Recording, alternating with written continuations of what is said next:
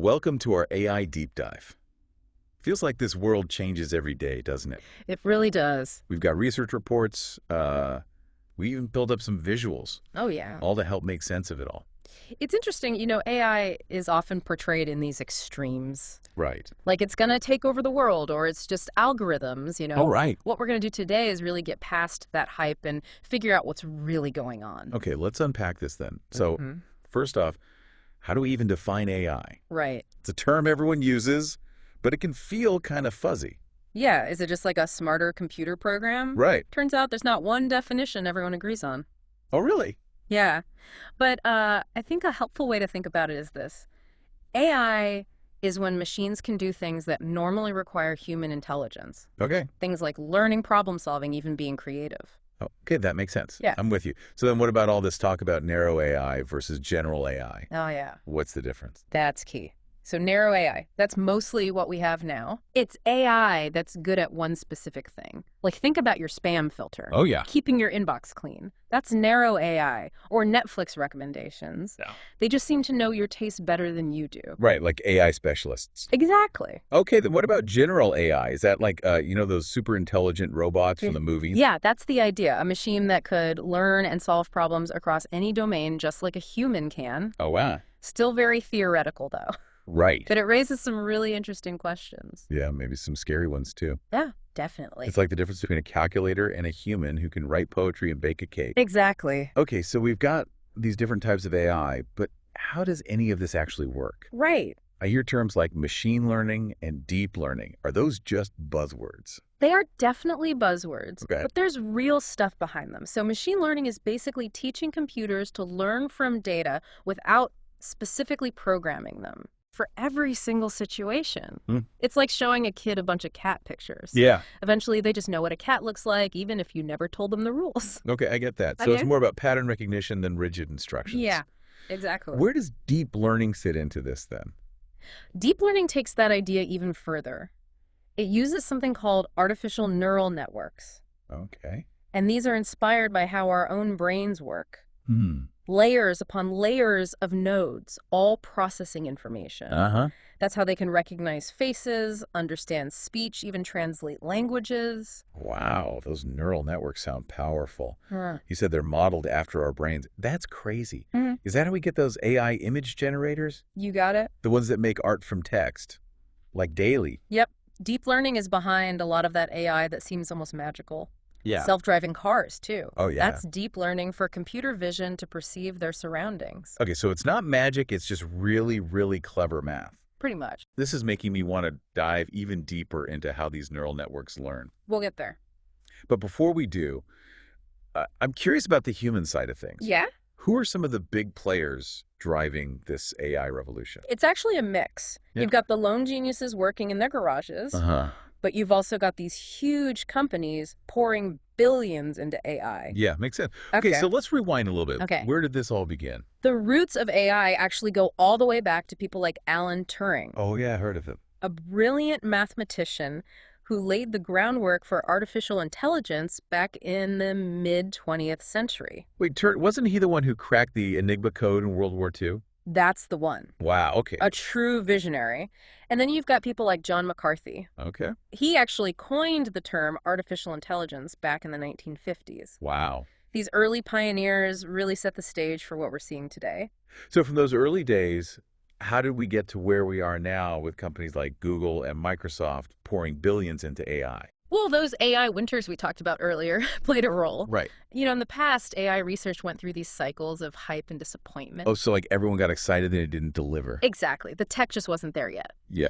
But what really changed things was a perfect storm of advancements. Okay. Way more computing power, which is crucial for training these massive AI models. Uh-huh. And then we entered the age of big data. Right. Suddenly, mountains of information for these models to learn from. It's like giving a brilliant student access to the best library in the world. Perfect analogy. Okay. And then key breakthroughs in those deep learning algorithms, particularly with neural networks. Right. That's when things really took off. So it's not just one brilliant mind. It's this whole ecosystem of researchers Yeah. and companies and technology all coming together. Absolutely. Okay, let's talk about the here and now. I know AI is already impacting our lives, even if we don't always realize it. Oh, yeah, it's everywhere. Think about unlocking your phone with facial recognition. Uh-huh. That's AI. Asking Siri or Alexa to play music, Yeah. AI again. It's like AI is becoming this invisible force behind so much of what we do. It really is. But what about those bigger, more impactful applications? I'm thinking about healthcare, Oh, yeah. finance, transportation, where AI is making a real difference. You're right. That's where it gets exciting. Let's start with healthcare. Okay. So AI is being used to diagnose diseases earlier and more accurately, sometimes even spotting things human doctors might miss. Wow. It's also being used to personalize treatment, Okay. making medicine more effective and less risky. So it's like having an AI doctor working alongside human doctors, making them even better. Yeah, like that. Are there any specific examples that really stand out to you? But there's so many. Yeah. One area where AI is really shining is in medical imaging. Okay. Imagine an AI that can analyze X-rays, CT, scans MRIs, and flag potential issues that might be too subtle for the human eye to catch. Like early cancer detection? Yeah. That could be huge. That's incredible. I've even heard about AI-powered robots assisting in surgeries. Yeah, It's like science fiction, but it's happening now. it really is. And then you've got AI being used to accelerate drug discovery. Okay. Think about how long and expensive it traditionally takes to develop a new drug. Right. AI can analyze massive data sets of biological information to identify promising candidates, Uh-huh. potentially speeding up the process by years. So AI is saving time, saving money, and potentially saving lives. Yeah, That's amazing. Okay, but healthcare is just one piece of the puzzle, right? right. What about AI's impact on finance? I'm thinking about all that talk about algorithmic trading and fraud detection. Right. AI is having a huge impact there. For example, banks and credit card companies are using AI to combat fraud. Really? Yeah, in real time. Yeah. These AI systems can analyze millions of transactions per second, looking for those signs of suspicious activity. So it's like a superpowered security guard constantly monitoring your account. Exactly. Okay, what about algorithmic trading? Yeah. Is that where AI is making all those split-second decisions in the stock market? Exactly. Algorithmic trading uses AI to analyze market data news, even social media trends, to make those lightning-fast trading decisions. Okay. It's a high-stakes world, but AI is definitely making its mark there. It sounds like AI is shaking up every industry it touches. But before we move on, I got to ask about self-driving cars. Oh, okay. Are we really on the verge of a world where we can just sit back and let the AI do the driving? Self-driving cars are one of the most talked about applications. Yeah. For good reason. It's a complex challenge, but we're seeing some incredible progress. What are some of the biggest hurdles they still need to overcome? I imagine it takes a lot of AI power to navigate real-world roads with all their unpredictable chaos. You're absolutely right. Yeah. One of the biggest challenges is teaching AI to handle all the nuances of human driving behavior Yeah. and those split-second judgment calls we make on the road. Right. It's not just about following the rules, it's about understanding those unwritten rules of the road, too. Right, like knowing when to yield to a pedestrian, even if they're jaywalking, Exactly. or anticipating that someone might suddenly merge without signaling. That's got to be tough to program. Exactly. But companies are using vast amounts of driving data No. and sophisticated deep learning algorithms to train these systems. We're seeing these cars navigate increasingly complex environments. So maybe we won't all be commuting in robo-taxis next year. Right. But it seems like the future of transportation is headed in that direction, Yeah, it does seem that way. which makes me wonder what other industries are ripe for disruption by AI. Oh, the list is practically endless. Yeah. Manufacturing, retail, education, entertainment, you name it. Okay, let's pick just one more to explore before we wrap up this part of the deep dive. Okay. What about AI in customer service? I feel like I'm interacting with chatbots all the time online now. Yeah, chatbots are a great example of how AI is changing customer service. Uh-huh. These AI-powered virtual assistants can answer questions, resolve issues, Yeah. even provide personalized recommendations, all without human intervention. And sometimes they do it so well you can't even tell you're talking to a bot. Right. But what about those times when the chatbot just doesn't get it Mm-hmm. and you end up feeling frustrated? Is that just a growing pain of AI? It definitely highlights one of the ongoing challenges in AI, Right. natural language understanding. Right. Getting a machine to truly understand the nuances of human language, Yeah. with all its slang, sarcasm, implied meanings, that's incredibly complex. It's like that saying, what's obvious to humans is incredibly difficult for AI. Exactly. But it seems like we're getting closer all the time. Definitely making progress. Okay, we've covered a lot of ground in this first part of our deep dive. We've talked about definitions, concepts, key players, and even dipped our toes into some real-world applications. We have. I'm already feeling like I have a much better grasp of this whole AI landscape. Me too. It's amazing to see how far we've come, and even more exciting to think about where we're headed. But before we get too carried away with the future, Yeah. let's take a breather and pick up our exploration in part 2 of this deep dive. Sounds good. As we keep going deeper into this AI world, I think it's important to remember that it's not just about the technology. Yeah, totally. Yeah, It's about how we use it exactly. and what kind of future we want to build with it. Right. And that brings us to the future of work. There's a lot of fear out there about AI taking jobs, Oh, definitely. but it's not that simple. Yeah, it's a hot topic. Yeah. I've heard some pretty dire predictions, but also some really positive ones. Right. So what's your take? I think we need to remember that AI is a tool. Like Okay. any tool, it can be used in different ways. Mm-hmm. Yes, AI can automate certain tasks. Right. And yeah, that could lead to some jobs being displaced. So there's no denying that some jobs will be impacted. Right, but it's not necessarily about AI versus humans. It's more about AI and humans working together. Imagine AI handling those repetitive, mundane tasks, Yeah. freeing up humans to focus on more creative, strategic things. So it's like AI taking care of the busy work, letting us humans level up. Exactly. Think about doctors spending more time with their patients because AI is helping with diagnoses, Mm-hmm. or architects who can focus on the big picture vision while AI helps with the technical drawings. Okay, that's a much more optimistic way to look at it. Yeah. But it also makes me think about what skills we'll need Yeah. to thrive in this AI-powered future. Will everyone need to become a coder? Not necessarily. Yeah. While technical skills are definitely important, I think those human skills will become even more valuable. Okay. Things like critical thinking, problem solving, creativity, adaptability. Those are skills that even super smart machines still struggle with, right? Absolutely. Yeah. AI is great at following patterns, Right. but it's not so good at thinking outside the box or dealing with unexpected situations. That's where humans excel. But it's not about becoming a robot. It's about honing those skills that make us human. Right. And figuring out how to work alongside these AI systems. Exactly. And this also applies to education. AI has the potential to transform the way we learn, Huh. making it more personalized and engaging. Imagine AI tutors that adapt to each student's individual needs. That would be amazing. Like having a personal tutor for every student. Right. And AI can help teachers too, Oh, yeah. by automating tasks like grading or giving real-time feedback, freeing up the teachers to focus on, Right. teaching and mentoring. So it's not about replacing teachers. It's about giving them AI tools. Exactly. And this goes beyond the traditional classroom. Think about language learning apps, Yeah. online courses, even VR experiences. AI is making it easier to access knowledge and develop new skills. It's like AI is democratizing education, making it accessible to everyone. That's a great way to put it. And it's not just about formal education either. AI can help us learn throughout our lives. So lifelong learning becomes even more important. Absolutely, because the skills we need today might be different tomorrow, and AI can help us stay ahead of the curve. Okay, we've talked about the potential upsides of AI in work and education, Yeah. but I think it's only fair to acknowledge the concerns, too. Right. It wouldn't be a responsible deep dive if we didn't at least touch on those. You're absolutely right. We need to be realistic about the downsides. Yeah. And one of the biggest is AI being used for malicious purposes. It's like that classic sci-fi trope, the AI that turns evil, Yeah. tries to take over the world. Are we really talking about that, or is that more Hollywood? I think we need to distinguish between science fiction and real threats. We're not talking about robots becoming self-aware and deciding to enslave humanity. Okay, that's good to hear.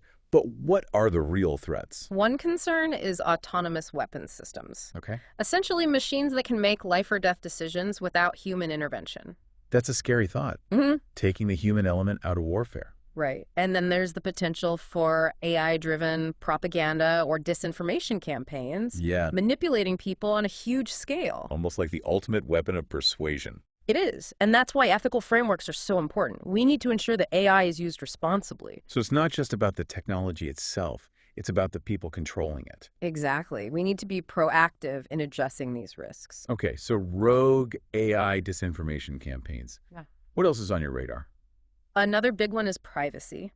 As AI systems get more sophisticated, they can collect and analyze tons of data about us. Yeah. Our online activity, our shopping habits, even our facial expressions. Like Big Brother on steroids. Who owns all that data and how are they using it? That's a crucial question. We need to be careful about how we use AI and how we protect our privacy in this data-driven world. It's like we're trying to figure out the rules of the road while we're already speeding down the highway. Great analogy. That's why we need to be having these conversations now. Okay, so potential benefits, potential risks. It seems like AI is a double-edged sword. It is. But even with those risks, I'm still excited about the possibilities. What are some of the key trends you're seeing that are shaping the future of AI? One that's really interesting is the move towards more human-centered AI. Right. Designing systems that are more transparent, explainable, and accountable. So making sure that AI works with us, not against us. Exactly. AI that augments our capabilities, not replaces us. And that respects human values. That sounds ideal. Yeah. How do we get there? It's not easy, but a lot of smart people are working on it. Mm-hmm. One approach is to focus on making AI systems more interpretable. Okay. Right now, a lot of AI, especially deep learning, is kind of a black box. Right. We know it works, but we don't always understand why. Exactly. Like a magic trick, but you don't know how the magician did it. Yeah. But if we want to trust AI to make important decisions, we need to be able to understand its reasoning. It's like the difference between blindly following GPS and actually understanding the map. Exactly. And another trend is the rise of reinforcement learning from human feedback. Okay. So instead of just training AI on data, we also train it on feedback from human experts. So it's like giving AI a mentor. Exactly. By incorporating human insights and values, we can create systems that are more aligned with our goals. It's like teaching the AI not just what to do, but also why. Right. And then there's this really interesting area called neurosymbolic AI. Okay, that one sounds pretty technical. It is. So neural networks are great at learning patterns, Yeah. but they're not so good at reasoning about abstract concepts or understanding cause and effect. Yep. Symbolic AI is good at those things, Right. but it struggles with the complexity of real-world data. So it's like two different approaches, each with strengths and weaknesses. Exactly. And neurosymbolic AI is trying to combine the best of both worlds, creating AI that's both data-driven and knowledge-driven. That sounds powerful. What kind of breakthroughs could we see in the next few years if this research pans out? Imagine AI that can understand complex scientific papers, Wow. design new experiments, even make groundbreaking discoveries in fields like medicine or physics. AI is a partner in scientific discovery. It really is. And it's not just science. AI could transform everything from how we work and learn to how we create art and music. It's both exciting and a little scary. It is. The key is to approach it with optimism and caution. Okay. Embrace its potential while being mindful of the risks. Like explorers setting sail into uncharted waters. Exactly. We need to be bold but prepared for the unexpected. And remember, we're not just passengers on this journey. We're steering the ship. That's a great reminder as we wrap up part 2 of our deep dive.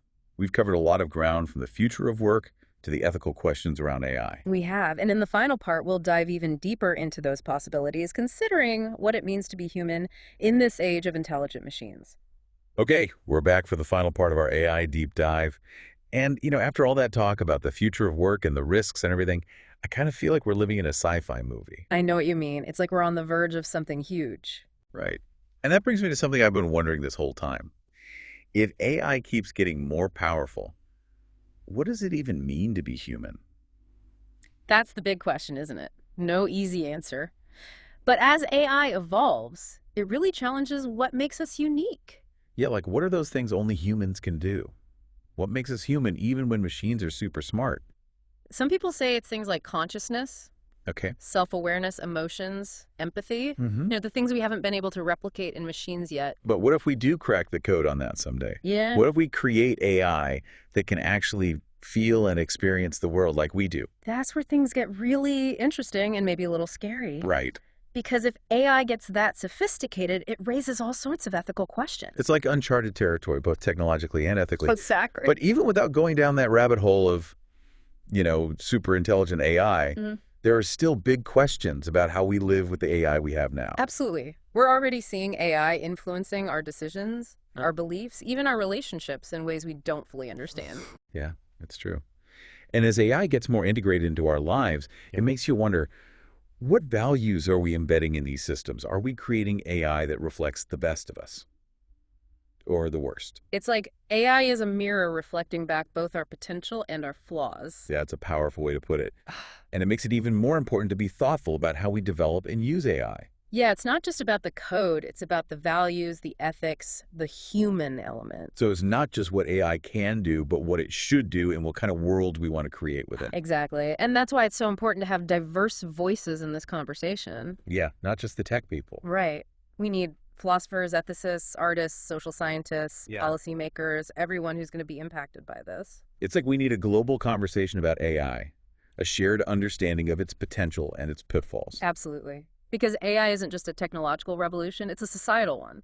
It's going to change our world in ways we can't even imagine yet. Well said. On that note, I think we've reached the end of our AI deep dive. It's been a journey full of insights, questions, and maybe even a little bit of healthy fear. It really has. Hopefully you're walking away feeling more informed, more engaged, and more empowered to navigate this crazy world of AI. Because at the end of the day, AI is a tool. It's up to us as humans to decide how we use it and what kind of future we build. And as you keep exploring AI, keep asking those big questions, keep challenging assumptions, and keep imagining the possibilities, because the future of AI is ultimately the future of humanity. Beautifully said. That's our deep dive on artificial intelligence. We hope you found it illuminating and thought-provoking. Until next time, keep exploring, keep questioning, and keep imagining.